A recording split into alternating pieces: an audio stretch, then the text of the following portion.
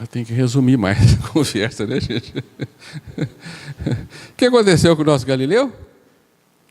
O Papa perguntou, e aí, o Sol está movendo, né? A Terra está se movendo, não o Sol, a Terra está se movendo ao redor do Sol? Ele negou, ele sabia que se ele falasse que sim, ele seria queimado. Ele conhecia o destino de Giordano Bruno, né? Ele ia para a mesma fogueira, não sei se na mesma praça, mas ia ser queimado. E ele negou. Mas ele, como um sábio, falou baixinho, Epur se move. O Papa não escutou, né? Nem os nobres cardeais. Os que estavam perto escutaram. Ele falou assim, no entanto se move. Não move, no entanto se move. O Epur se move, ficou famoso, né? O Epur se move. A história registrou essa frase do Galileu. Ele se safou da morte, mas foi condenado à prisão perpétua. Ficou preso 9 anos na torre de uma igreja. Coitado do nosso Galileu, né, só? Só podia olhar por uma pequena janelinha que lá existia, né? Onde penetrava uma pequena réstia de sol. 9 anos ele ficou. Ele morre em 1642. Neste ano, quem nasce na Inglaterra? Isaac Newton, né? Aí não tem jeito mais, né? Infelizmente, ele está tentando explicar para um páraco, né? Ele está tentando explicar a mecânica do céu, mas esse aí, com essa cara aí, não entende nada, não tem como. Como você quer dizer que o que você está vendo na anuleta aí é aquilo que está lá, né? Não havia como botar isso na cabeça deles, né? Então havia que esperar os tempos caminharem. Aqui nós temos no século XVII, o nosso narigudo famoso, o René Descartes, né? Me corrigiram, disse que é Descartes que fala, né? Eu tenho vergonha de falar assim, Descartes. É Descartes aqui em Portugal, em português que a gente fala, né? Ou Descartes, do jeito que vocês quiserem, né? E o Descartes foi muito famoso, ele funda os pilares da ciência moderna, né? Ele cria o método de pesquisa, o reducionismo. Você conhecer um fenômeno, um objeto, o que quer que seja, você tem que desmontá-lo nas partes constituintes, né? E se você conseguir desmontá-lo nas partes mínimas, você entende aquele objeto, né? É o chamado reducionismo. É o que a ciência faz hoje, ela vai debulhando tudo. Como é que se compreende o homem? Vamos desmontar o homem, né? Vamos chegar lá até as unidades mínimas que formam o homem, a célula. Vamos desmontar a célula. Chega nas moléculas, né? As moléculas explicam o homem. Vamos desmontar as moléculas, chega-se nos átomos. Os átomos explicam o homem. A coisa vai ficando complicada, né? Desmonta o átomo, tem as partículas atômicas, elas explicam o homem. Aí o homem fica coçando a cabeça assim, né? Não é verdade? O reducionismo ainda é o método científico adotado pela nossa ciência, né? O universo de Descartes era um universo bipartido em espírito e matéria, o res extensa e o res cogitam. Res cogitam, pensamento, espírito. Res extensa, o mundo exterior, matéria, né? Então ele divide o mundo em matéria e espírito. Espírito é uma coisa, matéria é outra, né? Os dois estão unidos por um elemento intermediário que são os fluidos. O universo de Descartes é cheio de fluidos. Os fluidos fazem a intermediação entre espírito e matéria, né? Este universo ficou famoso na França, vai alimentar o pensamento francês no século XVIII e XIX. A França era fluídica, por isso nós vamos assistir o Espiritismo nascendo sob o embalo das teorias fluídicas de Descartes. Aí está o universo de Descartes. O universo de Descartes está estufado de fluidos. Os fluidos formam redemoinhos que movem os mundos. Então aqui está um redemoinho fluídico com o Sol no centro e os planetas rodando ao redor. Outras estrelas com outros redemoinhos de fluidos. Como se fosse um oceano com seus redemoinhos que faziam então, né, mover os objetos flutuantes ali, tá? Havia uma esteira de condensação de fluidos passando perto aqui, né, do Sol. Essa condensação aqui era a Via Láctea. Aquela esteira ali, a Via Láctea, para Descartes era uma condensação de fluidos, né? Aquela mancha leitosa, né? A espinha dorsal do céu que se vê nos dias de noite escura, né? E céu aberto. E Descartes vai explicar o universo em base à teoria fluídica, né? Por exemplo, ele fala que a maré é devida à oscilação dos fluidos. O fluido empurra o mar para baixo e o fluido pulsa, a maré sobe, o fluido empurra, né? Assim ele explica as marés, né? O Galileu explicava as marés pelo movimento rotatório da Terra, que levava o mar no embalo e o mar ficava agitando-se em decorrência desse movimento, né? Mas Newton descobriu que o movimento das marés é promovido pela gravitação universal. É a gravidade da Lua que puxa o mar, né? E deixa de puxar e a maré fica no seu embalo, né? Essa é a explicação segura e certeira para a existência das marés, né? Voltaire, que está ali, né? O famoso sábio francês, ele foi visitar um amigo em Londres e ele ficou admirado. Ele escreveu uma carta muito curiosa, dizendo assim, as coisas aqui são o contrário lá de Paris. Paris são os fluidos que puxam, os fluidos que empurram a maré. Aqui não, aqui é a gravidade. A gravidade empurra a maré. Lá é o contrário, né? E ele se admirou de que os ingleses pensavam exatamente o contrário. O universo não estava estufado por fluidos, estava contraído pela gravidade, né? Venceu Newton, os seus Principia, o livro famoso dele, né, que vai descrever as leis da mecânica, né? E com Newton rompem-se as redomas vítreas. O universo se abre ao infinito. O homem agora pode respirar aliviado, ele não está mais fechado, né? Não está encerrado mais no seu pequeno mundo. O universo agora se distende ao infinito, né? Cria-se uma visão, uma cosmologia de universo, né, chamada universo mecanicista. O universo transforma-se numa grande máquina, muito bem bolada, muito bem feita, né, com as suas engrenagens perfeitamente conectadas. Deus é o criador desta máquina. O universo é um imenso relógio que Deus fez, calculou, né? Como diz o Galileu, Deus cria com contas, pesos e medidas, né? A natureza está escrita numa linguagem matemática e dizia que Deus é um grande matemático, ele faz contas para criar o universo, né? Então Deus deu corda nesse relógio e ele funciona pelo seu automatismo. E Deus fica lá longe vendo esse maquinário tic-tac, tic-tac, tic-tac funcionando, né? Tá certo? Essa é a imagem do universo mecanicista. E Deus está fora, né? Chamamos isso de visão monoteísta. O Deus que cria fora. Deus não se mete dentro dessa máquina. Ele coordena essa máquina, criou essa máquina, encheu ela de princípios e de leis que Newton estuda, né? E descobre a sua inscrição matemática, mas Deus está fora. Tá certo?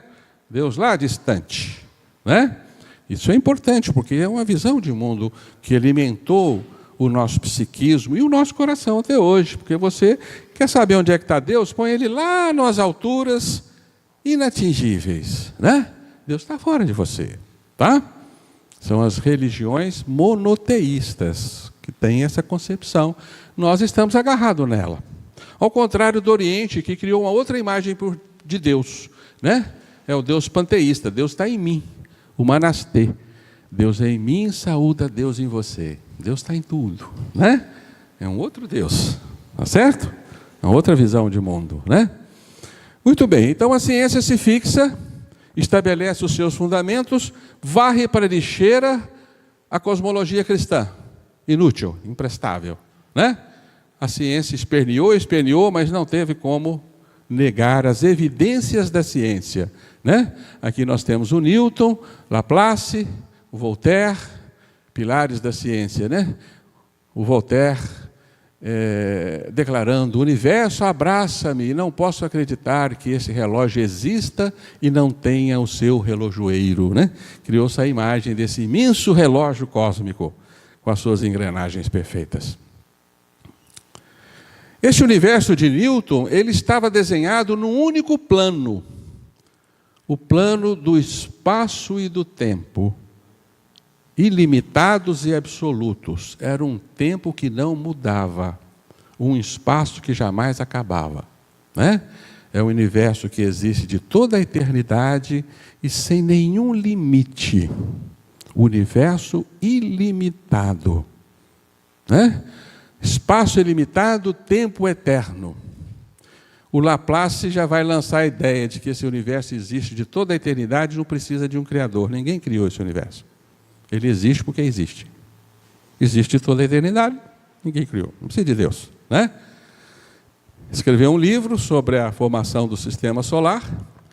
Napoleão leu o livro, deu falta de um dado importante, chamou Laplace na sua presença. Napoleão, com o dedo em riste, pergunta a Laplace: onde é que está Deus na sua história? Você não pôs Deus na sua teoria de formação do universo. Cadê Deus? Mas o Laplace, que era também petulante, com o dedo em riste, também fala: nobre imperador, não preciso dessa hipótese para explicar o universo. Deus para lá. Deus morreu, né? Deus foi assassinado, tá? Enterrado depois por Nietzsche, né? Não é isso? Nietzsche fez o funeral de Deus. Então a ciência se torna ateia. É assim mesmo que fala, né, gente? Ateia. Dispensa Deus, não precisa de Deus. Certo? O universo não precisa de um criador. 1859, nós vamos nos encontrar com uma importante obra, Origem das Espécies, de Charles Darwin, que vai então constatar a presença de um movimento criador de todas as espécies da Terra, que se chama evolução. E esta palavra, né? Ontem nós vimos com o nosso Atílio, que estremeu o balde, estremeu o século XX, e nos encanta até hoje, né? Porque agora tornou-se um Deus. A evolução cria, a evolução aprimora, a evolução gera novos órgãos. Isso é uma criação da evolução. Nós somos produtos da evolução, né? Virou um Deus, não virou?